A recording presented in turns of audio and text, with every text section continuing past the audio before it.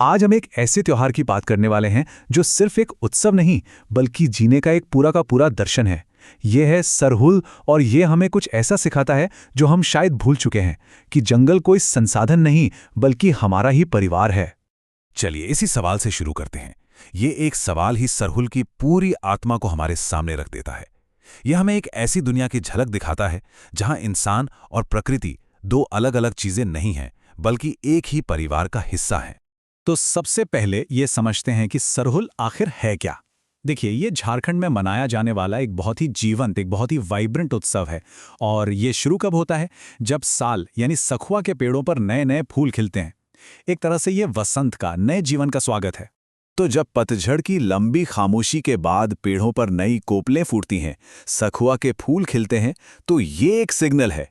ये सिग्नल है कि एक नया चक्र शुरू हो रहा है। ये सिर्फ कैलेंडर का बदलना नहीं है बल्कि ये खुद कुदरत का जागना है।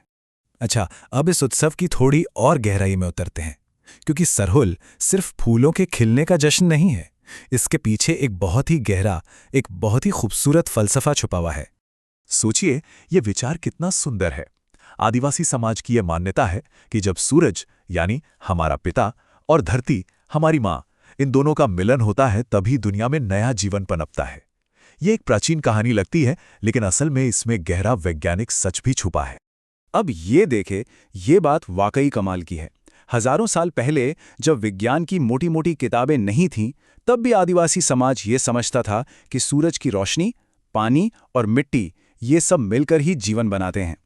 आज हम इसी प्रोसेस को फोटोसिंथेसिस कहते हैं।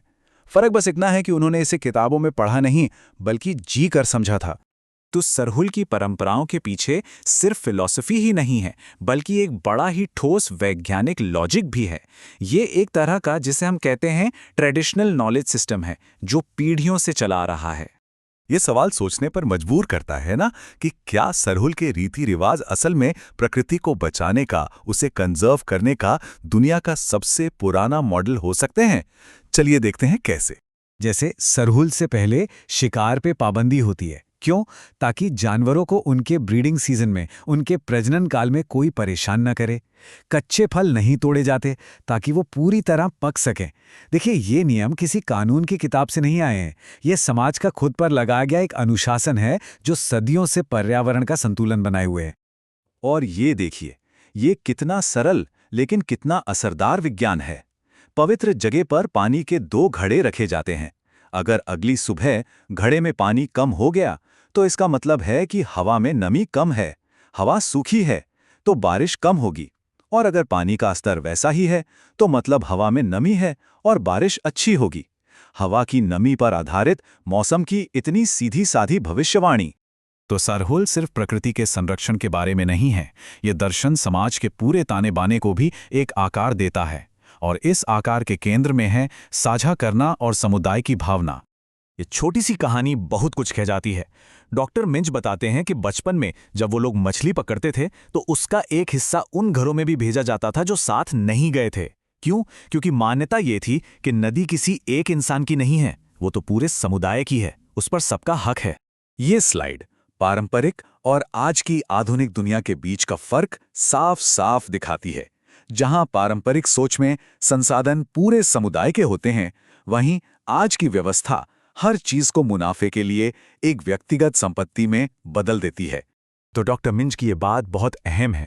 इसका मतलब यह है कि जब आप साझा करने पर आधारित एक सिस्टम पर मुनाफे का मकसद थोपते हैं तो उसका जो टिकाऊ और सामुदायिक आधार है वही खत्म हो जाता है। फिर समुदाय की जरूरतें पीछे रह जाती हैं और व्यक्तिगत लाभ सबसे आगे आ जाता है।